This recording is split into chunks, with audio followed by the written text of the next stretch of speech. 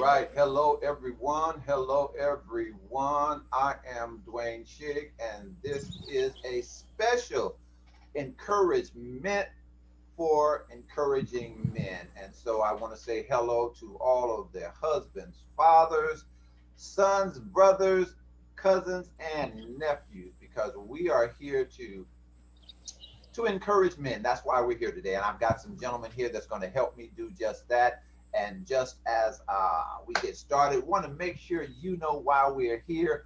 We are here not to complain about, compete with, compare ourselves to anybody. We are here to lift up manhood. We are here to be an encouragement to men. We are here to just say some things and show some things of what it is to be a man and how we can do much better and how we can see other things that are going on so that we can do that. I'm going to ask these gentlemen to introduce themselves as soon as I get the screen right. I'm going to ask these gentlemen to introduce themselves. And why don't we start? Mr. Burton, Mr. Gregory, Bishop Irvin, Minister Tim, and then young Mr. Michael Moss. Why don't you all give a quick introduction of yourselves, and then we can jump into our conversation. My name is Teddy Burton, and I come to you from Buckeye, Arizona. Who you are, what you do? What do you want my biblical? What do you do occupationally? Occupation-wise, I work for the Buckeye Valley Chamber of Commerce. I am the membership director for the Chamber of Commerce. Currently, I am running for councilman for District Number 1 out here in Buckeye. I'm a father, a husband, and a follower of Christ. Right. Pastor Jerry? Yes, I'm co-pastor Jerry Gregory for New Greater Circle Mission Church here in LA.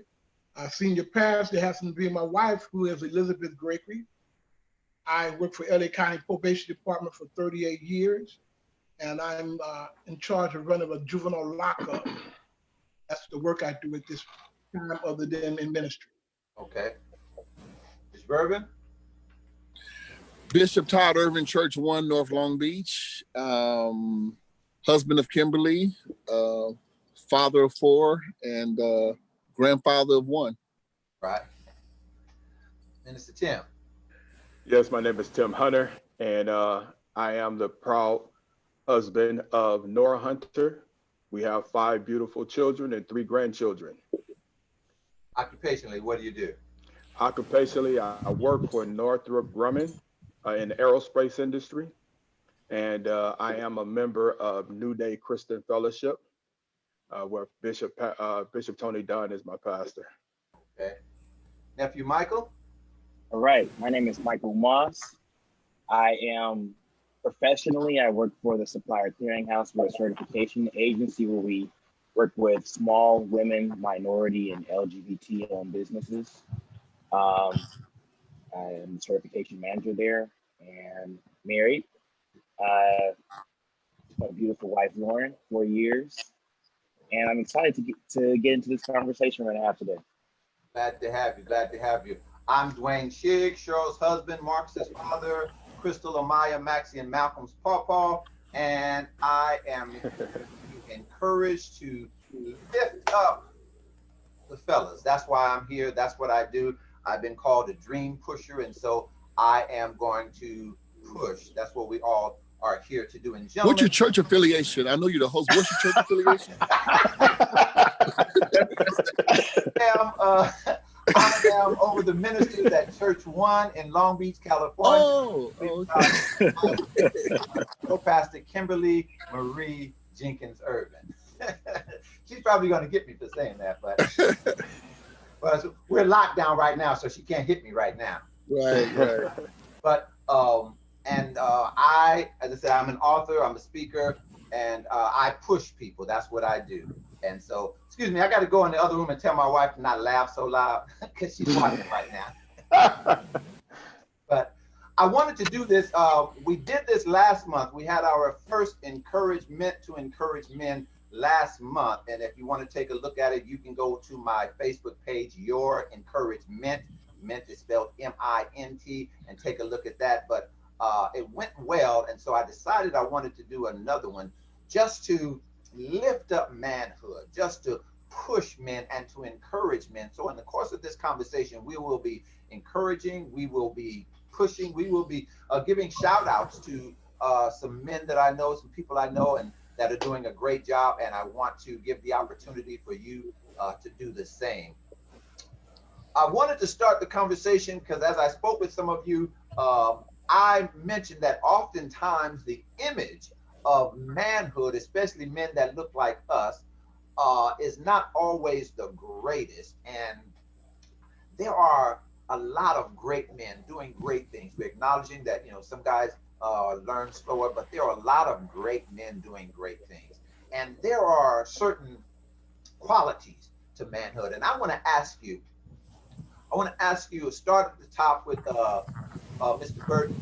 I want to ask each of you, what is the most significant, or give me one significant attribute of manhood, and how did you learn that lesson? And don't worry, some of us may repeat the lesson, but the way we learned it is going to be different. So if you can start us off, give me one attribute or that's significant to manhood, or and how did you learn that, Teddy? Integrity. I think integrity is numero uno.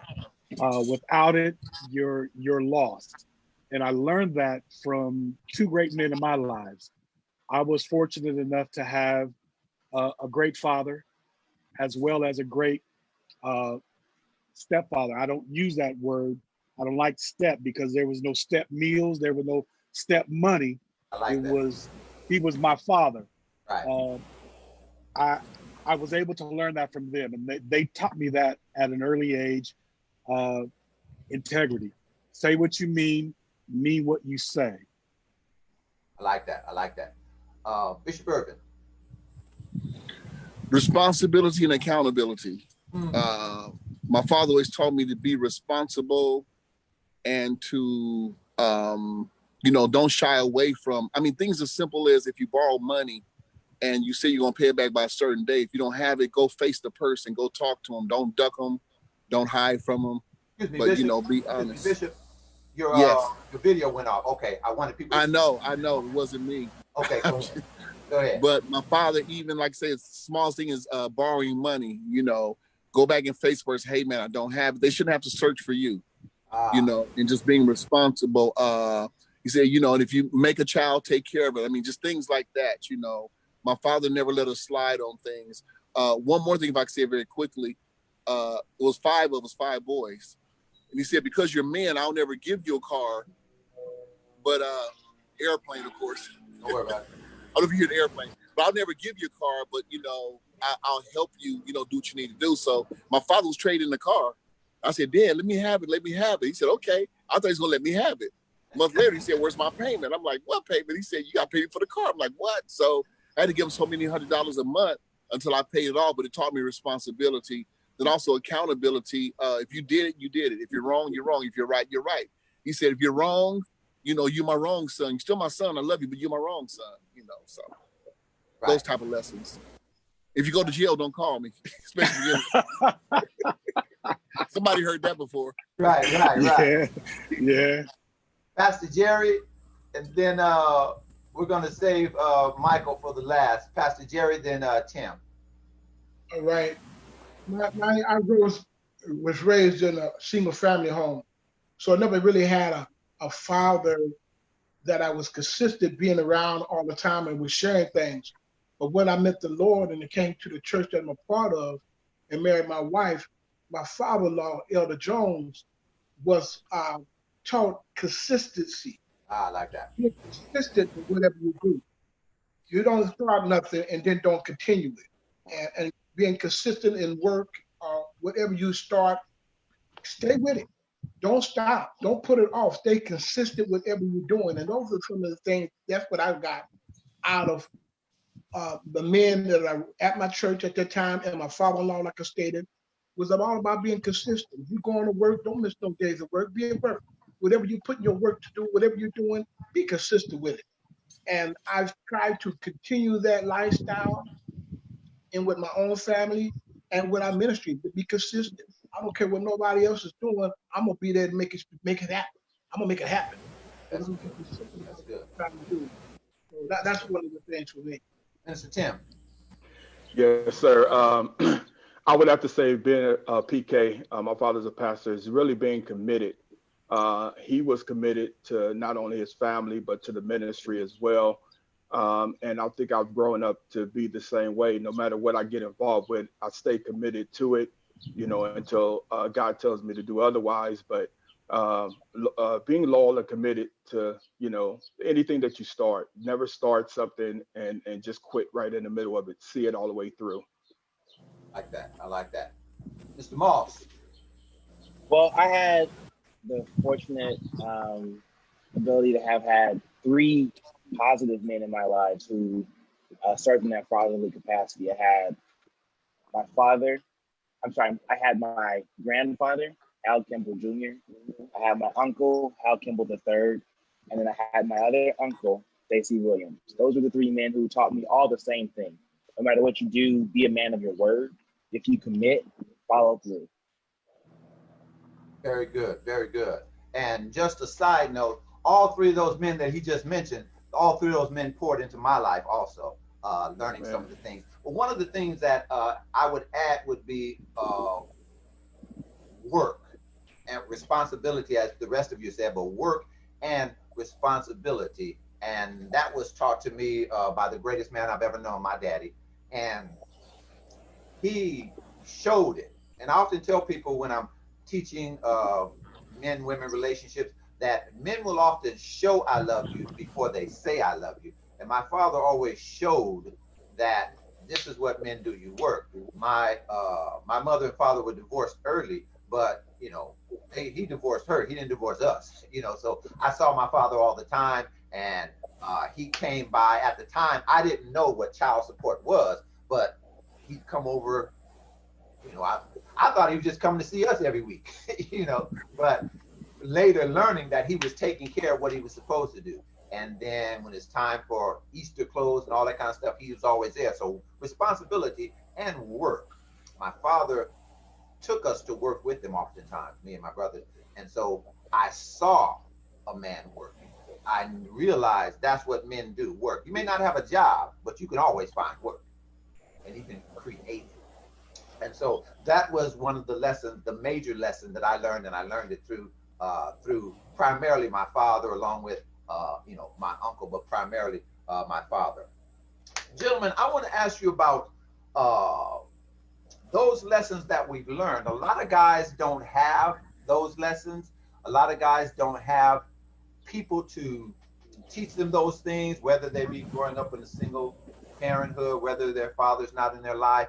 But and whoever wants to start first can start. How can we help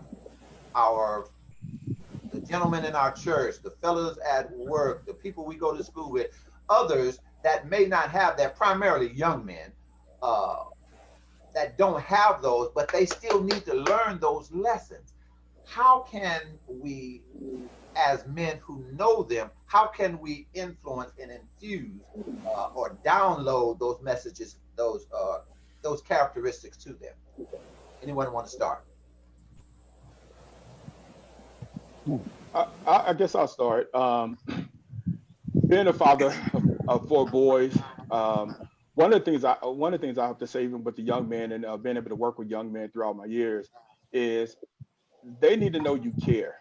Young men need to know you care, and if you care about them, you'll really reach out to them, and you'll spend some time with them, quality time with them, not just, hey, what's up, brother, how you doing? But I'm talking about maybe time, going to pick them up, sit them down at Denny's and talk to them, find out where they are. You got to hear from them, and once you are able to hear from these young men, they'll pour into you if they trust you. So you got to build that relationship. So it's about building the relationship first, and then being able to spend quality time with them to be able to build them up to where they need to go. Because a lot of times they've been downloaded a lot of information just based upon what the culture that they was raised in and the background that they was raised up in and all that stuff. They develop habits and certain things that tries to guide them as men, but they really are off course a lot of times. I like that. I like that. Anyone else? And while we're on, I want to thank all of you who are watching. And please, some young men, some not so young men that might need to hear this. Just hit the share button because we want to get this information to as many people as we can. So just hit the share button. Is anyone else? Dr. Shigg, this past weekend, I was about to go Facebook Live for our church service at 9 a.m. And right before that, I got a text from a young man that used to visit my house when he was a younger boy with my son. This was about a group of 5 or 6 of them. And one of them called me and said, "Hey, man, so-and-so's out of state. He's in a crisis right now. He really needs to talk. He's in a bad place." So I took time to call him before I went on, live.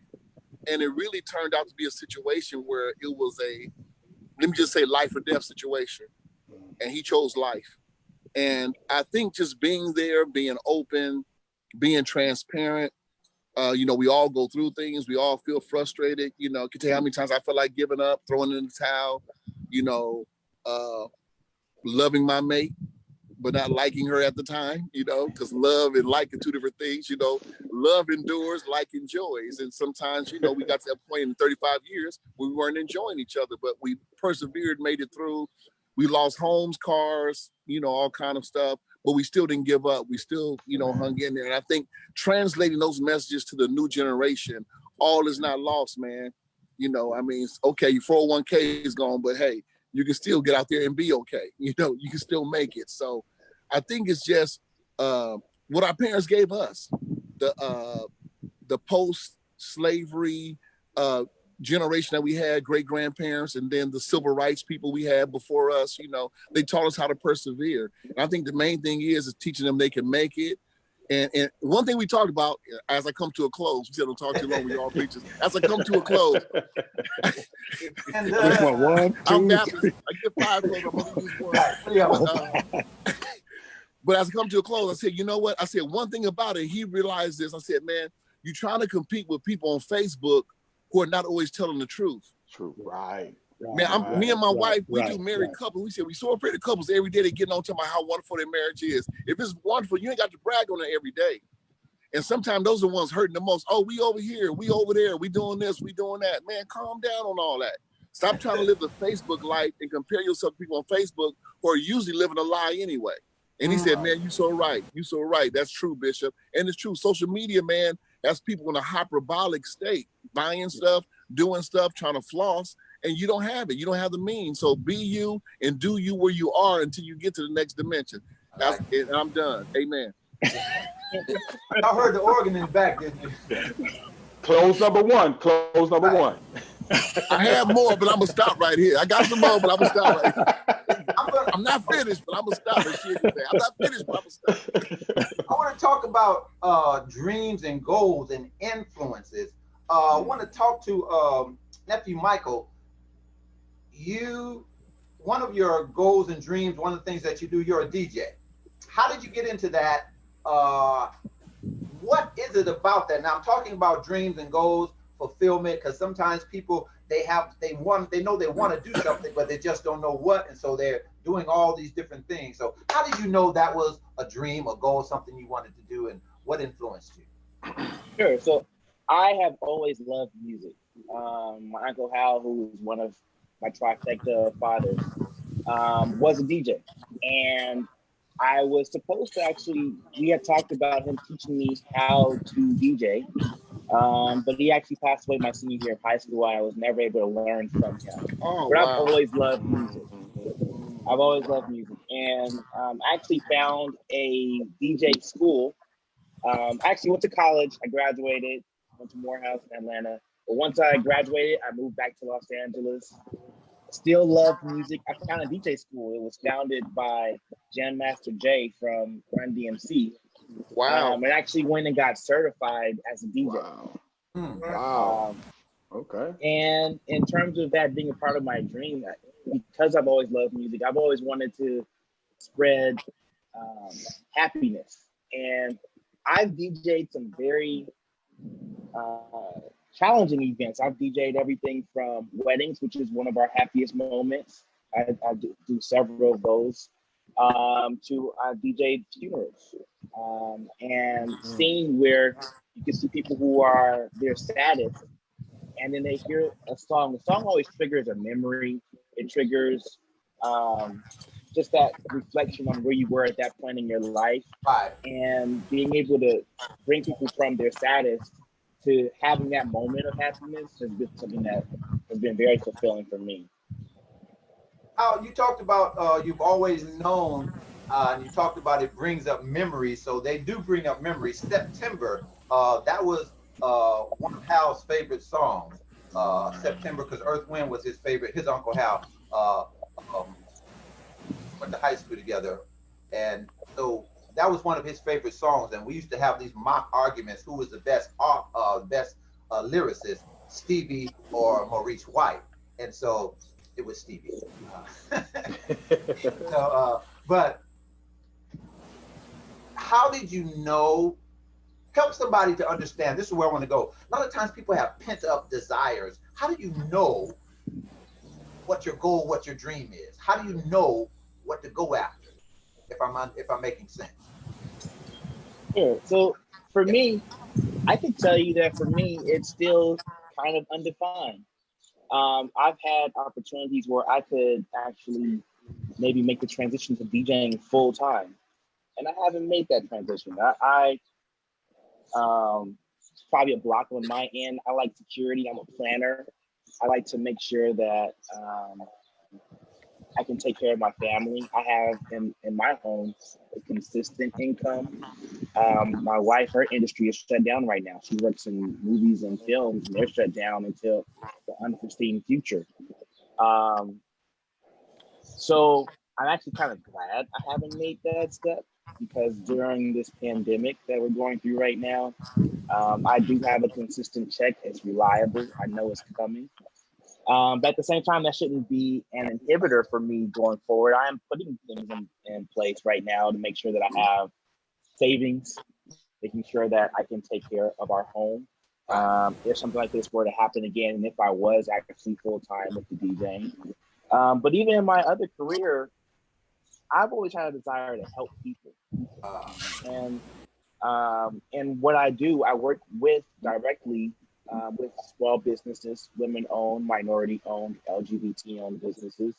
And basically the program that I work for, we work with the California Public Utilities Commission, and all third-party contractors are required to, all the utility companies are required to have a plan to utilize third-party contractors that fall within these categories. And in that job, I find a lot of fulfillment. And knowing that I'm helping this company who started with a dream, and they're able to secure their future long term because they're able to secure a contract for $1 million or even 50,000 if it gets them started. So what was in you has always been, you said helping people, so making people feel better with the job you talk about. Even in DJing, it makes people happy. Absolutely. So that's a part of you. So something that you go after your dream is precipitated by something that's deep down inside. I've always had a desire to please. Okay. I want to ask Mr. Ted, you are running again for city council. Mm-hmm. Why would you decide to do that? And I want to also, along with that, because the political arena, some people consider it negative, corrupt, but what made you want to go there? And I want to piggyback on the back of that in terms of making a comeback or getting back up, because you ran before and you didn't make it. So why did you come back? Both of those things for you. I didn't write all that down, Shigg, but I may need a review of the question in just a moment. I'll give you the first part. I did run 4 years ago, and I lost by 250 votes. Not being known here in Arizona, I'm from California. Actually, I'm from San Diego, to be perfectly honest. I'm a California baby, California native. Moved out here 17 years ago. Hooked up with a church, started doing social services. Found out that I loved helping people. Michael, I understand completely. It's just something about the joy that you get from helping people. But moving on from that, I just saw that there was a need. And here in Arizona, we are not represented well, to be perfectly honest with you, as being minorities here. Uh, so I saw a need and I began to start a process. I took a leadership class. Right after the class, I was asked to be on an airport board, which we have a small airport out here in Buckeye. Um, from there was an opportunity to be an at-large commissioner on the Planning and Zoning Commission, which I took that. So every step that I took, I was learning and finding out more and more that I am really suited to do this. I was built for this. I was born to do this. I just love it. I love it. Uh, this time feels a whole lot different than it did the last time. I ran really not knowing what to do. I made some mistakes, but you learn and you move on. So this time it feels really, really good. Even in this COVID-19 environment, uh, I've got traction. People see me, they know my integrity, which is what I spoke of earlier. Uh, they can trust me. So I feel quite confident. And with God's help, uh, come August 4th, I will be that guy, that first African American uh, on the city council for Buckeye, Arizona. I want you to speak, and I want to ask some others if they have an experience in this to jump in. I want you to speak to coming back, not giving up, because as you said, you didn't win the first time, and each of us have been through things, issues, contests, or business deals where we didn't make it. I've had events that I produced where I had one event where two people showed up, and that was me and my wife. And so, but I had books that didn't sell. So what was it? Help somebody in terms of coming back, trying again, not quitting. Was there something? Was there a specific reason, or was there something in you that caused you to do that? And when he finishes, I want to ask somebody else to chime in that help somebody come back from a loss, maybe an experience that you had. Go ahead, Mr. Birdie. Absolutely. Number one, I'm not a quitter. I'm not a quitter. Nothing beats a failure except a try. Right. And I know that this is the route that I was supposed to go. So I'm doing everything that I can. My circle has the people that I'm involved with, people that I hang around with, have a great influence on my life. I don't listen to everybody, and just my circle. Okay. My circle kept encouraging me to move forward with this. That's important. Even when I wanted to quit. Okay, that's important. Anyone else coming back from a flop or what we call a fail? In your experience, is there something that is there a main reason, or why did you come back from? If you can think of a particular failure that you had, or what we may call a failure, and what caused you to come back? Anyone that wants to jump in, because there are people watching who feel right now they're in a place of failure and they can't come back and get a job. They can't come back and have a relationship. They can't come back. And so I want to help some guys who have failed or in a place of failure, a place of messing up so bad that I can think of my very first time when I flopped. One of the first times I flopped as a preacher. It was at Calvary Baptist Church where I started preaching. Emmanuel Scott Sr. was the pastor, and I bombed terribly. Failure. Bomb so bad the choir started singing, "You dropped a bomb on me." That's how bad I was. I was talking about failure. Failure. They even went into parts. Sopranos, "Bomb on me." Man, terrible. That's how bad I was. But obviously, I didn't stop. So give me the help somebody who has fallen, who has failed, who has bombed, if you will. How did you Let me come say back? one more. Yes, Let me say one more thing, Dwayne. go ahead. Failure is not final. I like that. That's it. Failure is not final, Like man. that. We all bomb. We all have failed at something. And Right. if you say you haven't, you're not telling the truth. So, Right. I mean, keep on keeping on. Right. That's the key. Keep it pushing. Exactly. Well, Let me- oh, you said Jerry. Go ahead. Go ahead, Jerry. purpose driven. God has placed a purpose in you for any particular thing. And it may not have worked like you wanted to work, but the purpose of you making sure that whatever God has placed in you, that you can get to that you can make it happen. So purpose driven means a lot for us doing what God has already placed in you. And you know that's what you're supposed to be doing. You know that's the goal that you have. And Right. so purpose driven, to reach the purpose that God has placed you to do, that's great right there. Love it. I would say purpose driven. I love it. Bishop. Earlier we talked about me going on my 35th year of marriage, but year 21 we almost threw in the towel completely. And honestly, I'll just put it like this: my wife had good reason to. She would have walked away, nobody would have blamed her, Okay. because some idiotic mistakes I had made and some dumb decisions I made. In fact, let me call it a decision, not a mistake, because mistake is when you don't know better, but decision when you do what you want to do anyway, you know the consequences. Right. So in spite of that, God blessed us to work through it.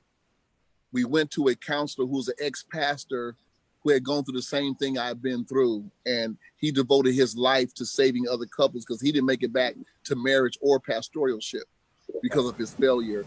And when we went to that guy, he really helped us pull this thing together. And now, thank God we're together and things are much better. Dr. Shigg says this often. I use that at my church. I repeat him. When I got married, I was a groom, not a husband. And she was a bride, not a wife. But those things develop over time. So I was not tooled with the right things. And that's why we spend a lot of time ministering to couples. Now, I was not tooled with the right things to be a good husband. Though my father was an excellent husband for his generation. My mom married 51 years. But I remember us going for marriage counseling. Pretty much it was like, you love him? Yeah. You love her? Okay. Praise God. We're gonna marry you. But nobody told me sometimes after you say I do, it turns into I don't, and a lot of I don't started happening, within the marriage. And I still had a single man's mentality.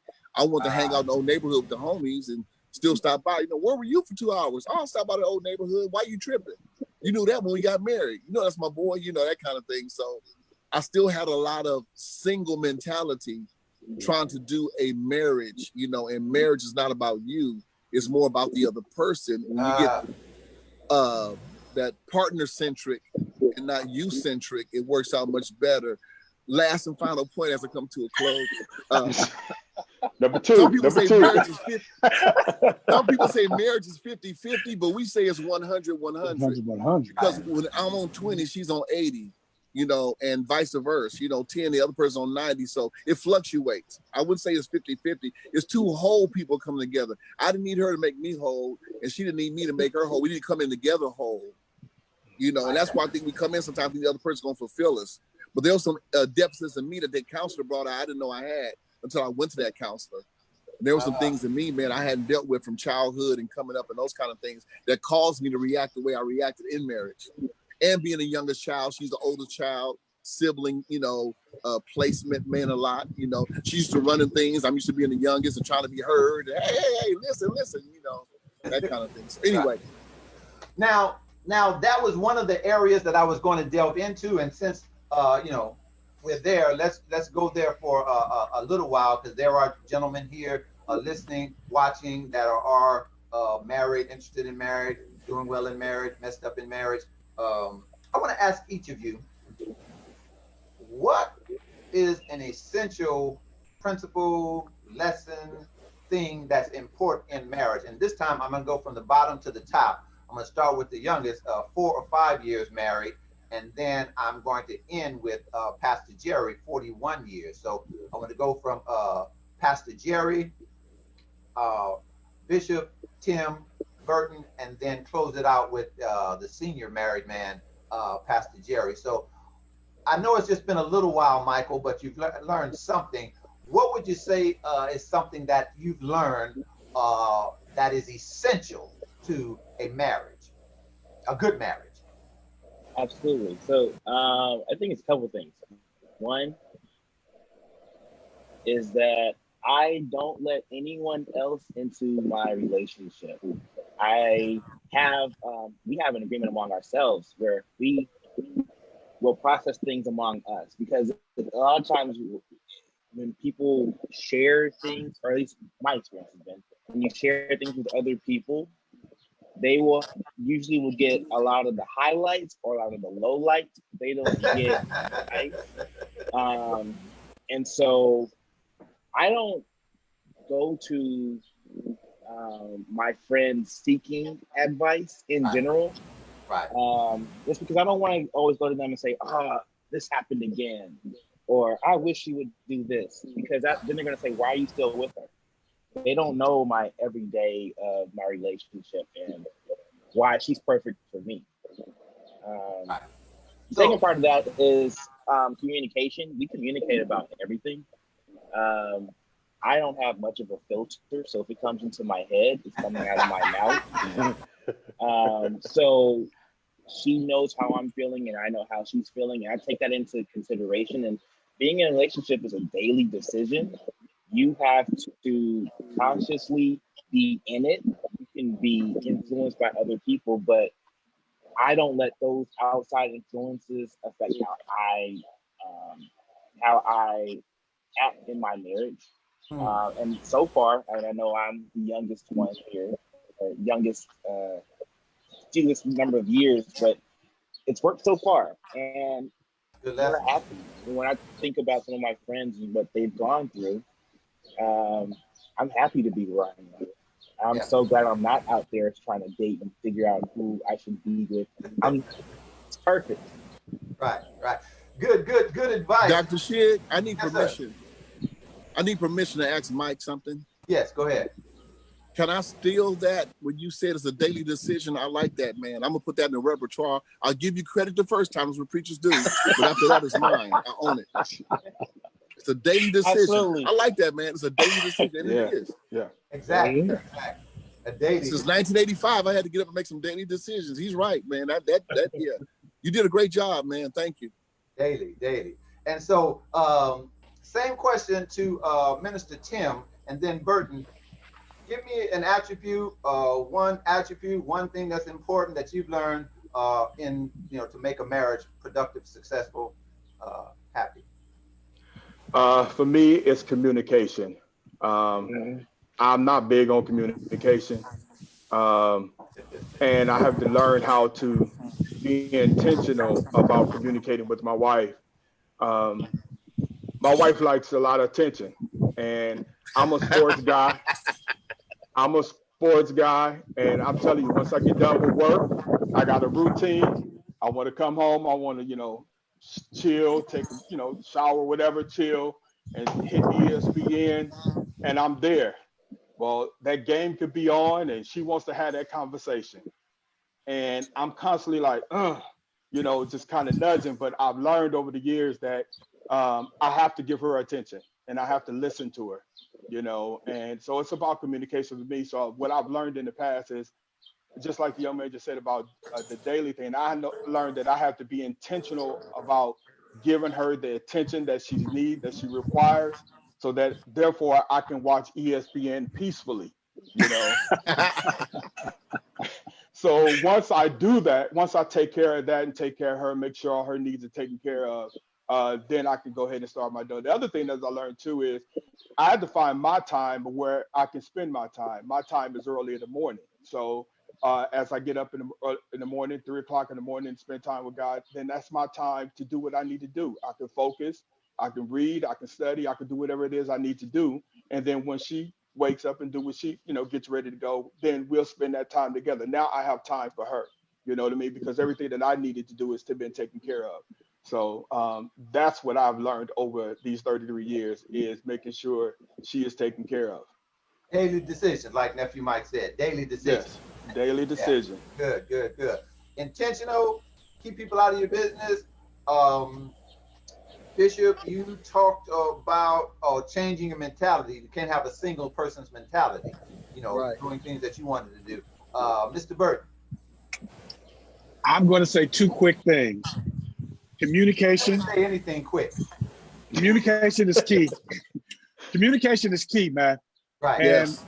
And number 2, my wife is always right. I don't care whatever else happens. My wife is right. I don't care. I don't care what y'all say. My wife is right. You and Shigg are definitely buddies. He say that all the time. Right. He says that all the time. Tell him about skipping the I'm like hobby, Mike. Shigg. Okay. I'm like Mike. It's worked for 27 years. Right. It's gonna keep on working. Right. Pastor Urban, I appreciate your transparency, man, because I've been on the mountaintop as well, and I've been mighty low too, where Wow. we've had nothing. Wow. And in those 20-some years. So listen, in the beginning, I tried to shield her from all of that. I'm the Exactly. man. Yeah. I'm the Right. man. She don't need to know that. She don't need to see this bill. Right. It doesn't work that way. It Communication. doesn't Yeah. work that. You're right. Communication. We're together on this, and I will tell anybody, married, old, young, brand new, communicate, man. Communication. Exactly. Communication is the key. A couple of things: communication and making some changes, because communication is key in understanding the way the other person communicates. A lot of times we want to correct because we think the other person is wrong. Men say women talk too much. Women say men don't listen, and they communicate like they communicate. And women don't talk too much. They talk because they have a lot to say. They may talk more than what we want to hear, but they have a lot to say. And so it's not too much. And You were safe, Shigg. You were safe. That was good and safe. That was good. Right. Cheryl lives in the next room listening. So yeah. Not that men don't listen, but men listen like men. Primarily, men listen for 2 things: what's wrong and what you want me to do about it. It is. But Boom. sometimes There it you is. have to listen. And so learning that, when I was young and stupid, when I got married, I didn't, what? Cut to the chase. A groom. No. When you were a groom. When I was a groom. Right. After 37 years, I've developed into a husband. And sometimes you do have to make changes. And people, guys get married and say, why you want to change? Of course you're going to change, because you're not playing singles no more, you're playing doubles. So you got Wow. you're not playing Wow. one-on-one, you're playing a team sport now. Right. Wow. Right. You can't shoot every shot. And so my wife is hands-on. A book, 5 languages, Gary Chapman, Saved My Marriage. My wife is physical touch, and everybody on here knows my wife. If my wife is within arm's distance of me, she's touching me. Everybody in here knows that. And so that's the way she is. But when I first got married, that was irritating to me. Come on. And then, we walk, she want to hold hands. I ain't got time for that. Come on, catch up. That's when I was young and stupid. But then I grew up, I said, okay, we'll hold hands, but I ain't swinging. I ain't doing that. So once I learned, I'm holding, swinging, and if you want me to skip, I'll do that too. She's always right. You change, you learn, and so you can't be so, I won't say stubborn. My son wanted to be respectful, and he wanted to tell me I was stubborn, but he didn't want to say stubborn. He said, you're committed to your opinion. Wow. Nice way to put it. And most men have a little bit of commitment to their opinion in them. And all the ladies listening said amen. And so, but you have to be willing to make those changes. And so, Pastor Jerry, you're the senior married person here. Give us an attribute that will help you have you know, the lesson you learned in marriage that helped you have 41? Well, June will be 41 years for us. Right. And you touched on something already. We on the same team. We can't reach our goals if I pass you the ball, you don't throw the ball back to me. I come home and you were supposed to cook. I have a problem stepping in and doing what I need to do. If something needs to be happening and you know I'm recovering, we're on the same team. I don't want to talk to you no more, Jared. Jared, stop. You talking about if you come home and it ain't cooked, you cooking. I don't want. It's somebody else's turn. No. See, that's where I'm at. I'm 41 years. Right. I'm gonna make it happen. I'm gonna make sure the team play and keep it going. So the team concept is what it's all about in marriage, for what I can see. After 41 There's no I in team, right, Jerry? No I in team. That's right. We on the same team. On the same. Okay. On the same team. That's important because I'm quite sure you gentlemen here know how to play dominoes, and some of you know how to play spades. I don't know how to play that, but there's two ways you can play dominoes. You can play partners, or you can play what's called cutthroat. And too many times in marriages, people are playing cutthroat instead of partners. Wow. That's good. You got to learn how to play partners. That's what it's all about. I've held you gentlemen a while. I've got a couple more things. Bishop, go before I let you all go. Yes, sir. Okay. Because I didn't say mine. I made a comment, but I didn't say mine. I want to comment, and I'll just make a comment again. Tim said something that really caught my attention, and since I'm, used to be his pastor, I'm sure you don't mind me saying this. Oh, no, not at all. He said she loves attention and talking. So did Eve. If you don't talk to her, the serpent will. So make sure you talk. Right. You can pass the plate on that. Pass the plate. Yeah. You don't need enough. You don't need to close. Pass the plate, man. Right. Doors to the church now open. Amen. Will there be one? Will there be one? Will there be one? I want to talk about a couple more things. I'm gonna let you all go. Influence. How significant is that in terms of your buddies, in terms of marriage, in terms of your goals and dreams? Influence, people that influence you. I want to start again with nephew Mike. How have you experienced that in a positive way in terms of your career, your marriage, the DJing, all of those sort of things? How has that been a significant factor in you being a DJ, your marriage, your career? How important is it? I think influence is twofold. I think influence is, it can show you an example of something that has worked, but it can also be a negative if you let it run your life. And I use the example of social media. Social media can be an influence in people's lives. But I don't let it run my life. And sorry, I'm getting a call. Sorry about that. No problem. Where's my thought? Influence, social media. Oh, influence. Yeah, I think it's twofold. I think social media, people who are on social media, I DJ'd an event last year. It was an influencer event. It was all people who had 100,000 plus people, and their goal was to influence people to buy from a particular store. Those people don't have any influence on my life directly, but because they're doing what they're doing, they're shopping at this particular place, it's not going to necessarily influence me to follow suit. I am someone who doesn't care about other people's opinions in general. And so You like your mom. I go a lot off of my gut, and I rely on that a lot. Right. And I get it from my mom. Absolutely. That's good. Personal influence, those people around you. I want to drop this commercial on real quick. One of the things we want to do here is to help people, encourage people, strengthen people. And I want to quickly say this is more for local people.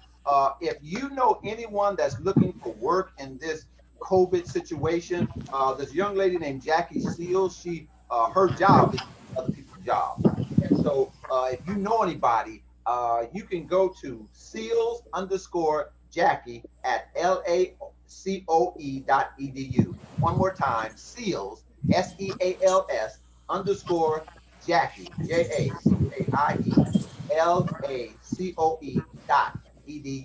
or you can call 562-6163, 562-390-6163 if you know anyone that's looking for work at this time. And I also wanted to shout out some people doing some great work.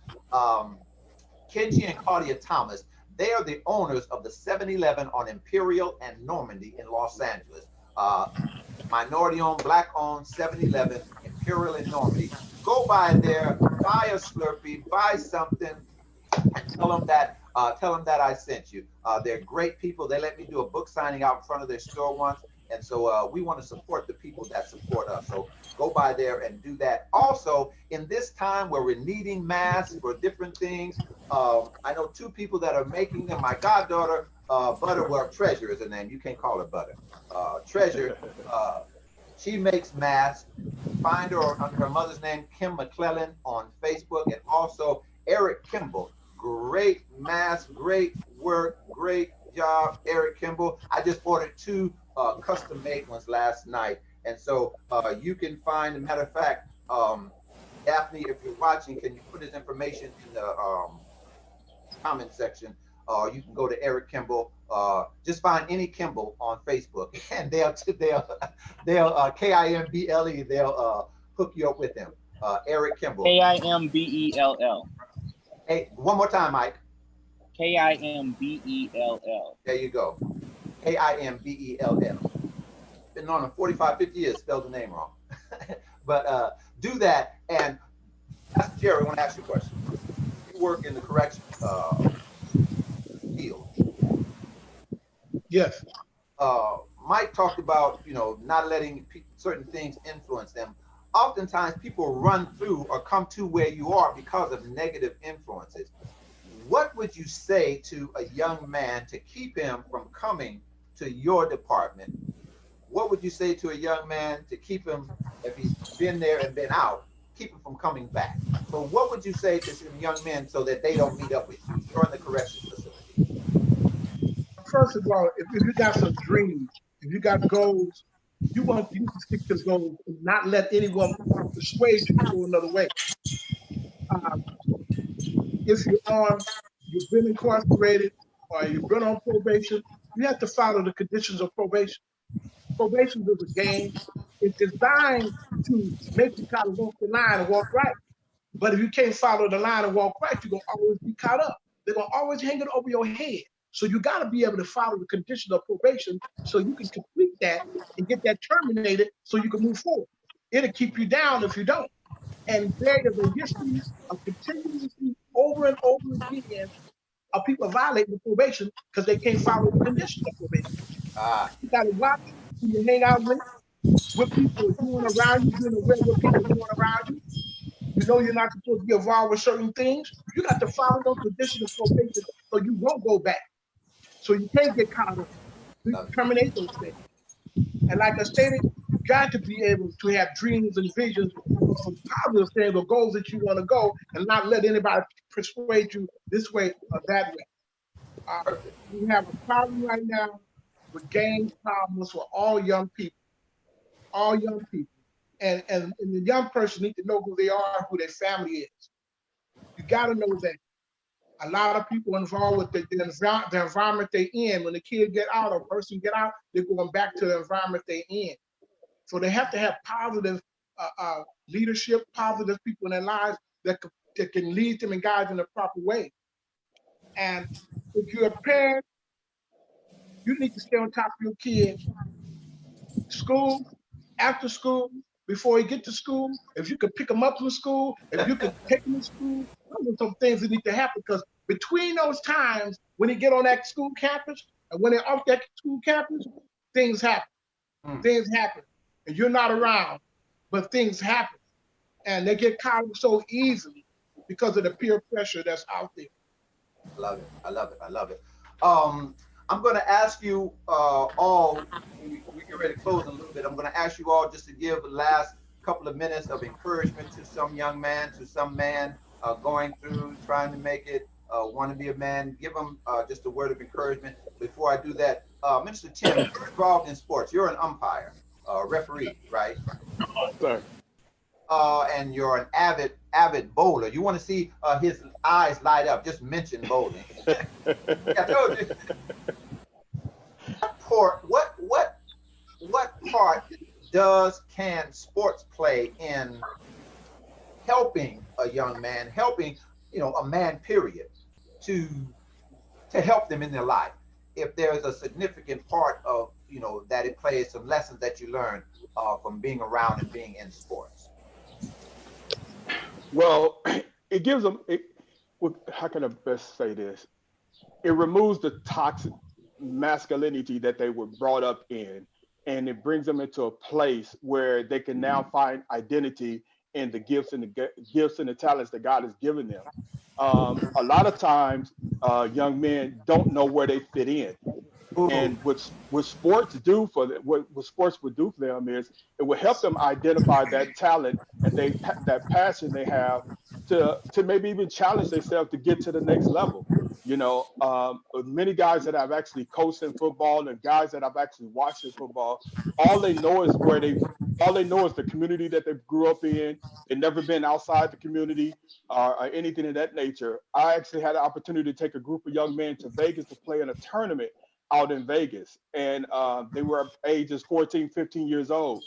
Well, a few of the young men said, hey, you know what? I now want to go to college and play ball. I want to see what it's like to play ball at the next level. So it gives them things that they can challenge themselves with to move themselves to the next levels in their life. Yeah, and that's one of the things I think that sports actually does for young men. It gives them something to reach for. It gives them things to reach for. Love that. Give them something to reach for. Gentlemen, I am grateful that you spent the time with us and helping and encouraging men in their dreams. Let me drop this one commercial on you right quick. Those of you who are looking for some encouraging materials to read, I want to drop this commercial and encourage you to possibly get a copy of one of my books. These are two books. These are one of my quick read series. The chapters aren't long, but the impact is long. This one is called Encouragements for Your Accomplishments. This one is called Turning Your Stumbling Blocks into Stepping Stones, Motivating Messages, and some encouragement quotes. There's one in here that says, even in awful opposition, even in awful opposition, there's an awesome opportunity. So I want you to, get that one. And then again, there's some encouragement quotes in here. There's one here that says, the chapter called Pain in Your Pursuit. And one is called Sometimes You May Need to Leave What's Comfortable so You Can Achieve What's Available. So those are just some encouragement quotes. You can get these two books, move forward and go get it. And if you are in ministry or you know someone's in ministry, this is called How to Be a Good Preacher, Follow Directions, How to Support Your Pastor, different things like that. You can contact me at drshigg@gmail.com, or you can get these three on amazon.com. Gentlemen, I want to ask you to close with a word to encourage some man, young man, brother co-worker, nephew. Right now, want you, with the exception of Mike, right now, I want you to be somebody's uncle. Help them, encourage them.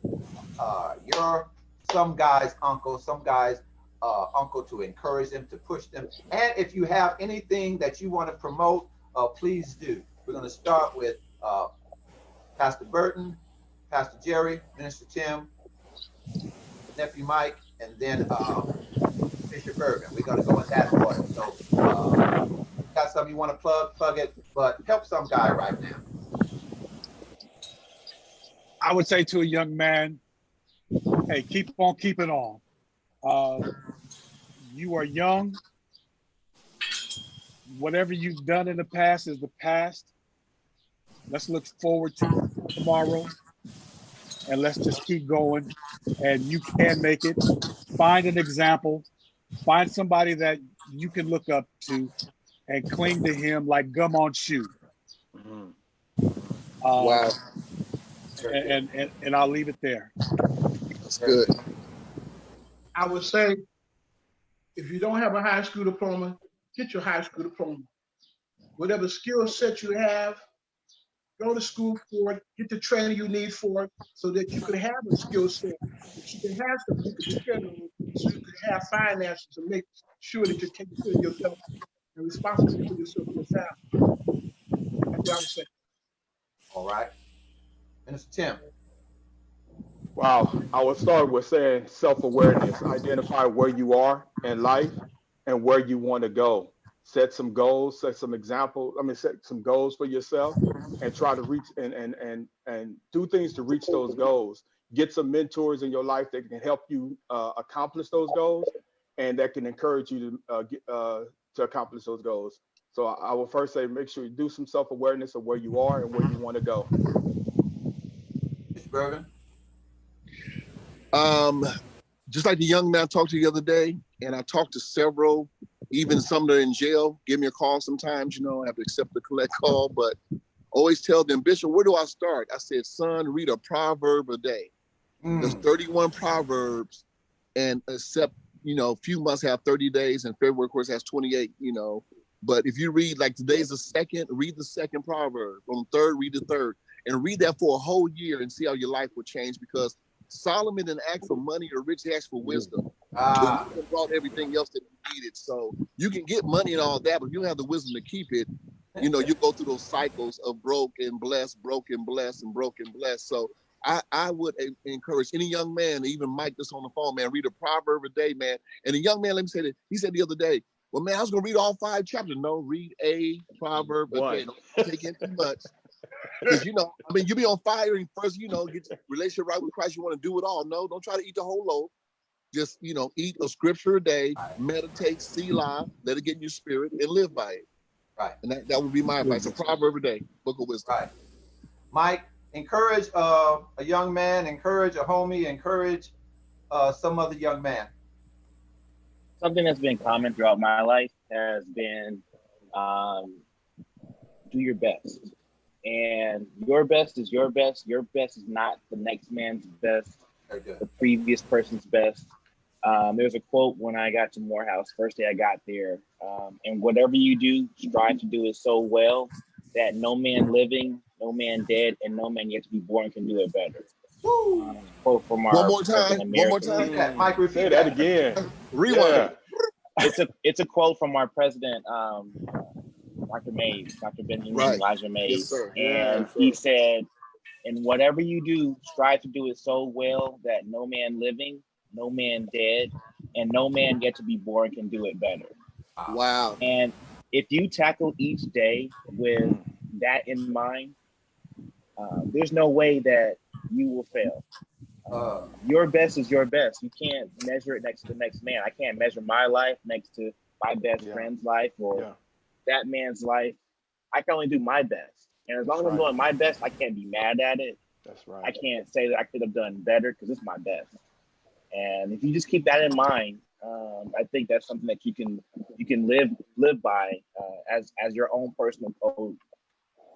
Love it, love it, love it, love it, love it. Do your best.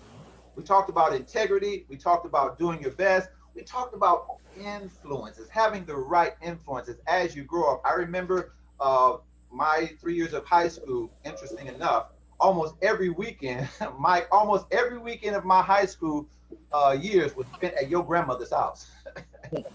Between me, your uncle, Ty, Kenny, and Shell, and the other Mike, those were people that we hung with the right influences, being around certain places.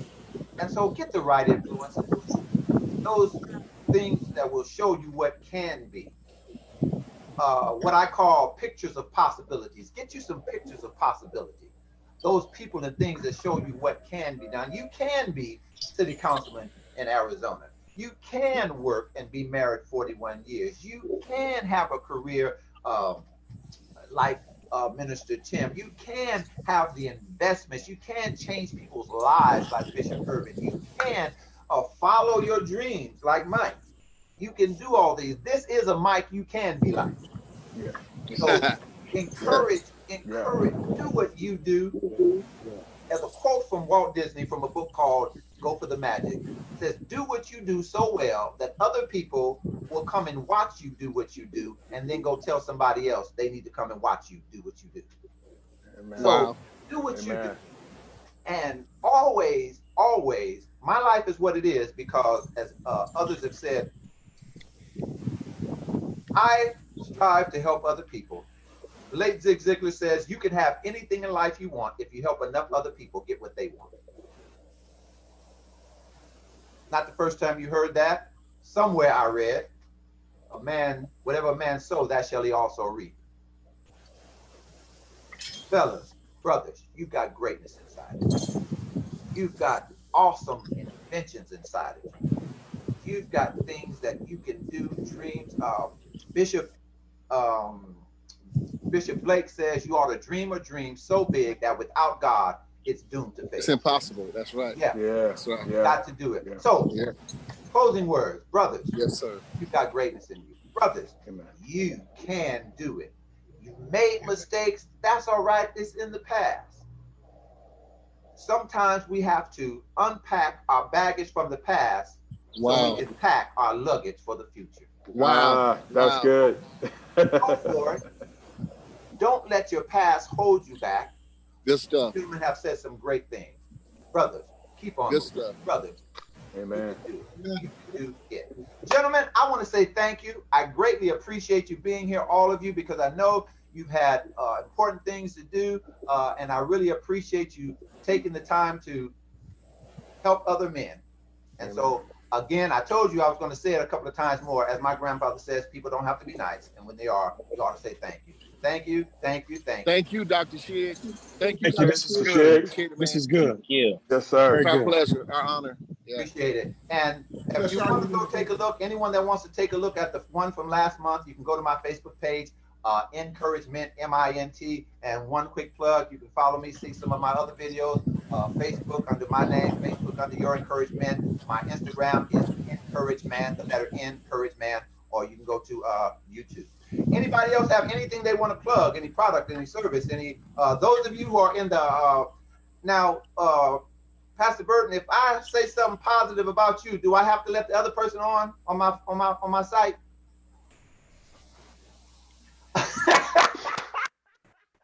Go vote! Go vote! Go vote! Go vote! City council election. Go vote!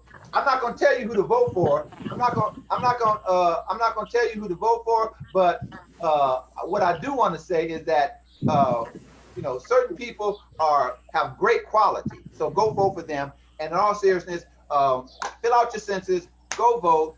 And gentlemen, thank you so much. Dr. Shigg. Yes, sir. Hook us up because I know people in Buckeye area need to vote for him. So hook us up. Make sure you give us the other number. Yeah. Okay. For sure. Appreciate that. Really appreciate that. Thank you. Okay. No It's been an honor to be on with all you heavy hitters. I'm so serious. Oh man, come on now. I'm so serious. Come on. I'm serious. Bishop Irvin, I've watched you from afar, man. So look, I'm serious. Bless you, God bless man. you all. Thank you. I preach for Pastor Steele out there and with Alexis Thomas when he was alive. Steele and Thomas. Appreciate all of you, gentlemen. Nephew Mike, tell Mama Vera say hello, and everyone. Thank you, gentlemen. You be blessed. And to those of you who are watching, I thank you for watching. Continue, if you're watching it live or on the replay, share it with somebody, because there's some people that you know. You have a brother, or uncle, or a nephew, a son that could use this information. So share this with them, and you be blessed. Thank you so much. God bless you all. Bless you guys.